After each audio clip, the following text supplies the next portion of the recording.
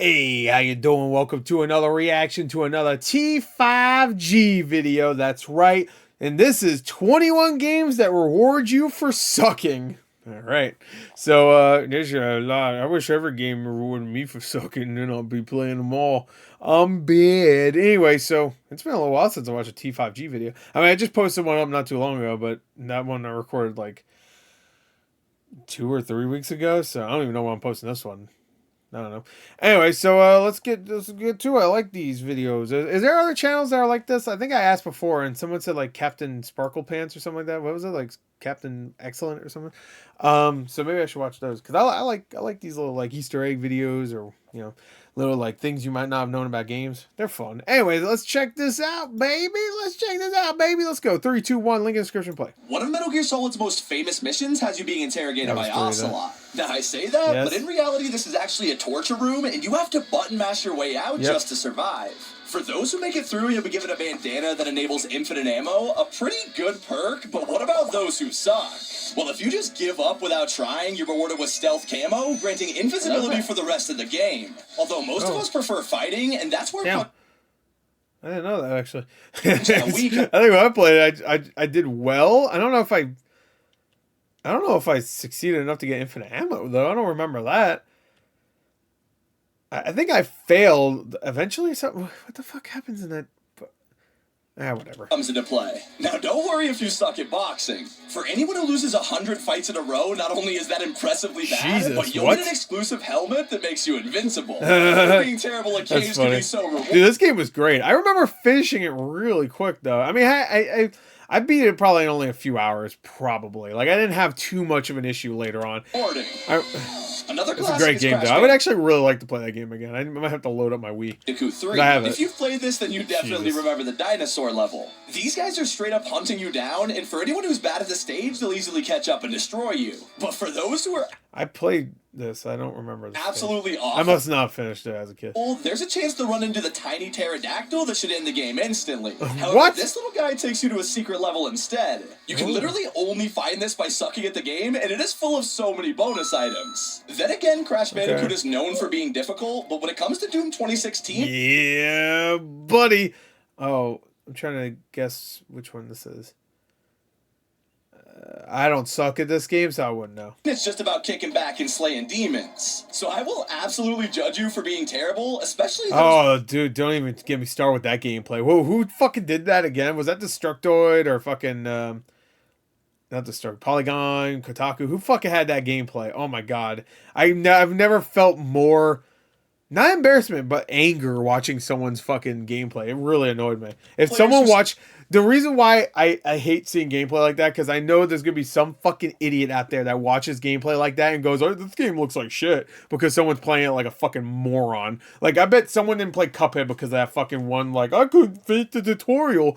It took them like 300 tries to get over the fucking thing.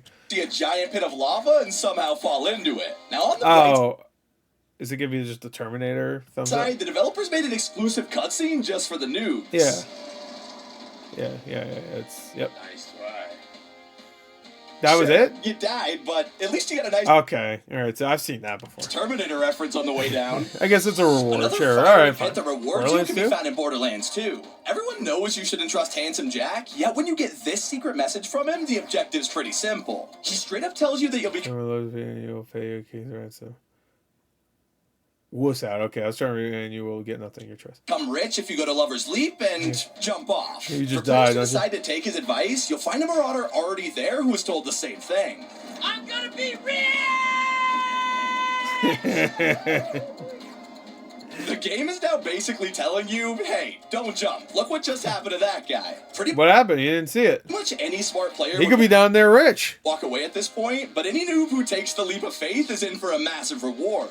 12 Iridium, the best currency in the game. Oh. Maybe you prefer something more lighthearted, and if so, then Kingdom Hearts 2 is the perfect answer. Nah.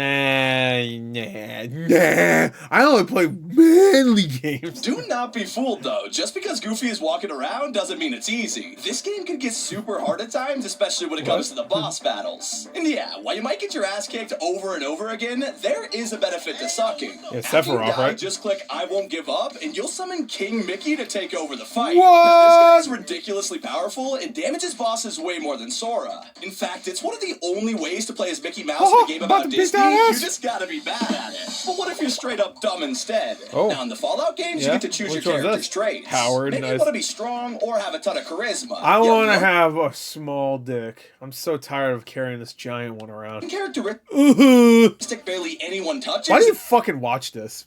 Dumb shit. The fuck is wrong with you? Is intelligence. Most of us would throw at least a couple points in here, but you'd have to be terrible to completely ignore this. You end up having a tiny IQ, and it seriously damages your playthrough. Not only do you get less skill points every time you level up, but some NPCs can't understand a word you're saying. Yeah, you basically lost your brain. Luckily, that's pretty good. This can be a good thing too. If you're willing to look past all the downsides, you can easily recruit OP characters like Arcade Ganon. You sound like you really do need some help, but you can't do anything stupid. Just because he feels bad for you. Honestly, that's gotta be the most backhanded reward I've ever seen. That's fucking really good, actually. One of my favorite that makes me want to play Fallout 3 and New Vegas right now. This is back in Metal Gear Solid. There's a point in the game where you're captured and have to figure out an escape plan. Now, can you just wait? Solve this puzzle pretty fast. You can just simply hide under the bed. But if you take forever to work out how to escape, the guard will run to the restroom, and Otacon will sneak some ketchup into your room. Now, you're probably wondering how a condiment is going to break you out of jail. It makes it look like you bleeding. But in a shocking twist, Snake lays on the ground and sprays it all over him to fake his own death. Immediately, the guard rushes in. The guard's like, the fuck? How the fuck? Wait, you don't even have anything here to make yourself bleed. I'm giving you an easy exit. Sure, hiding under the bed would have had the same effect, but sucking at the game gave a way cooler escape route.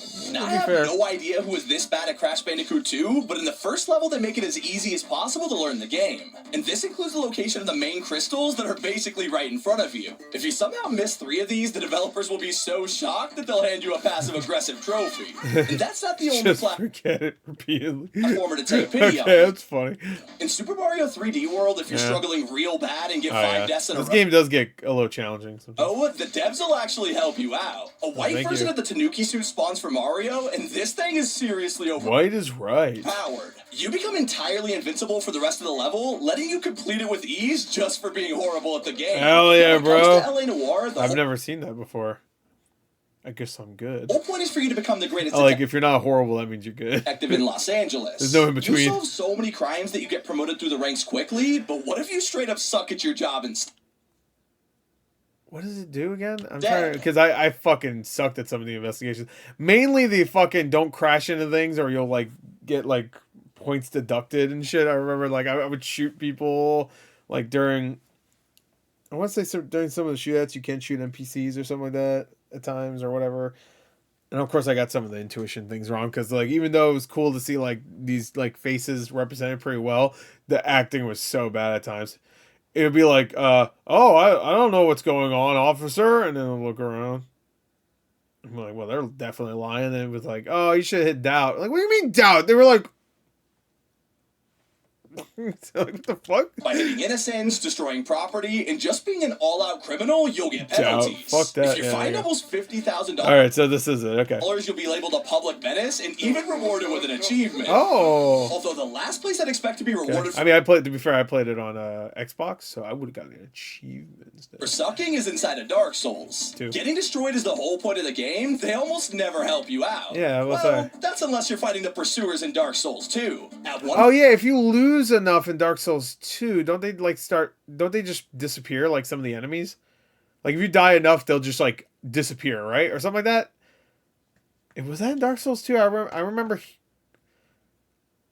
Or is it that if you farm them too much? I don't know. You're approached by 2 of them at once, which is absolutely terrifying because they're so strong. The worst skilled players will just die on the spot, but I actually recommend this. The pursuer will curse stab you and then walk away assuming you've died. This way, there's now 1 less enemy to fight, and confident players would have totally missed this. Now with games like Call of Duty, even people with a low skill can have a great match. And this is especially true of the OG Modern Warfares, where they literally had death streaks. If you died 4 times in a row, you could choose things like copycat. Steal your okay, all right. I actually forgot. Do they not have that anymore? I know they have a thing where like if you do kill somebody, like if you die a bunch and then you kill somebody, it'll be like come back or whatever. But they don't give you anything. Another choice was Martyrdom, one of the most fun perks out there, which love Martyrdom. Drops grenades when you respawn. Yeah, it actually paid. Is it respawn or just die? I guess, yeah, because you can be last stand, right, or last chance. What's the one where you fall on the ground but you have your pistol still? Back then. And that rule also applies to Prince of Persia: The Forgotten Sands? I got in. Forgot about that game. Man, we've all played a game before and realized the difficulty was just a little too high for us. And if you're sitting there thinking, I've never done that, you're either lying or it's just a matter of time before you do. I mean, I start most of my games nowadays on normal, and I don't normally ever change it to the easy. But there's times where I'm just like, I just want to chill out, and I'll think about it. I don't normally do it, though. I'm sure I've done it in the past. I can't think of one example, though. I wanted to do it with Prince of Persia, funny enough, The Lost Crown, many times, but I didn't. Like, that game was rewarding enough where I didn't switch it. I just kept it on normal. That fucking game is tough. To Persia, they'll change the difficulty mid-game only for the devs to roast them. Sure. Damn, bro. How's that reward? Now everybody knows I suck. But our little secret is also free gamer score, so who really wins here? Here's a fun fact for all fans of Prince of Persia: The Lost. What the fuck is it called? The Forgotten Sands.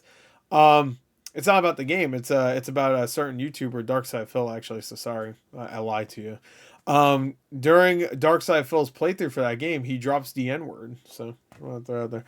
Anyway, that's not even a lie. Go look it up. I see. Now I'm not even talking about. I'm talking about the hard R, as Linus Tech Tips would say. Except he thought it was a different R word. Anyway. Well, if you're playing Yakuza, then it's definitely not going to be you.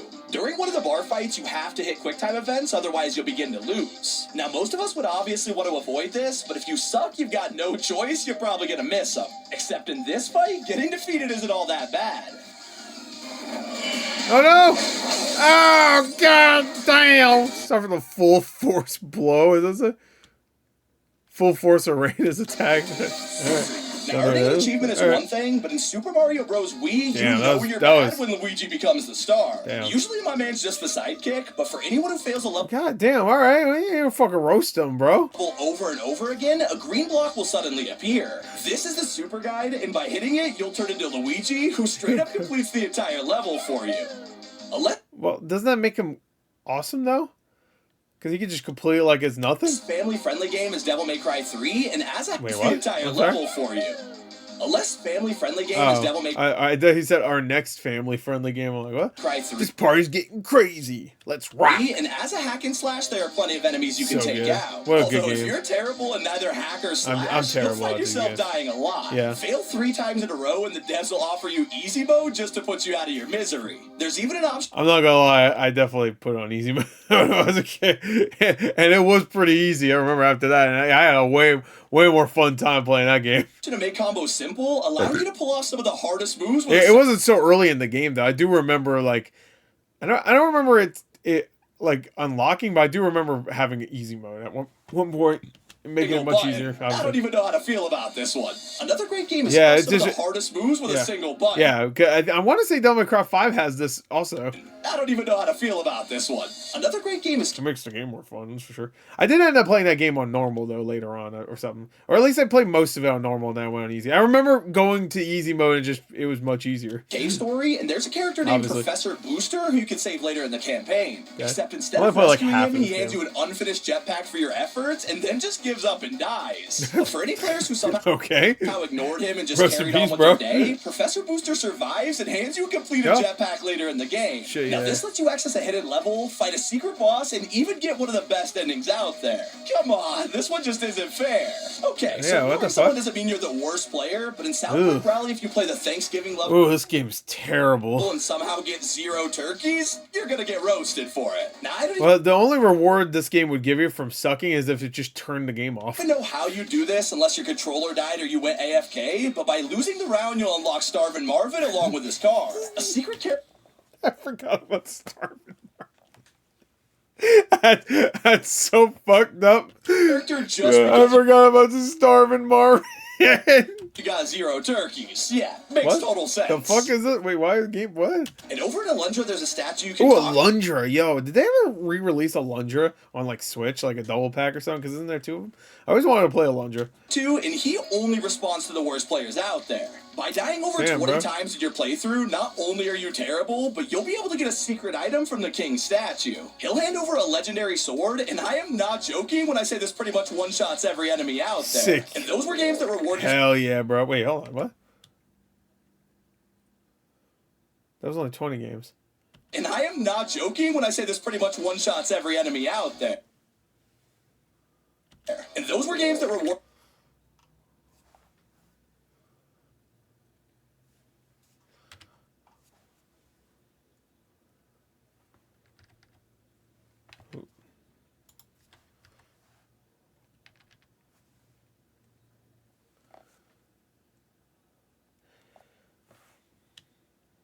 And I am not joking. Hold on. Was there like a double count here? That sounds funny.